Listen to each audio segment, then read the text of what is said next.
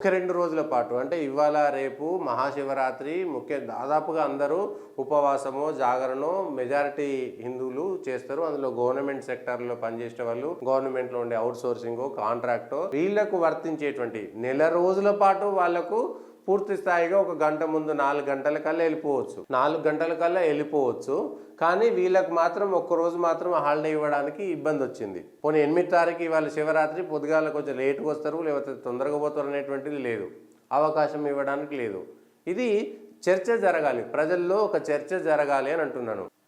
ఎక్కడైనా సరే, ఏ ప్రభుత్వం సరే, తెలంగాణ కావచ్చు, ఆంధ్ర కావచ్చు, జాతీయ స్థాయిలో కావచ్చు, మోడీ వచ్చినా ఎవరు వచ్చినా సరే, పండగలు పబ్బాల పేరు మీదే అసలు ప్రభుత్వం నడవకూడదంటే మిగిలినందరికి కూడా అదే వ్యవహరించాలి, మిగిలినందరికి కూడా అదే వర్తించాలి కదా.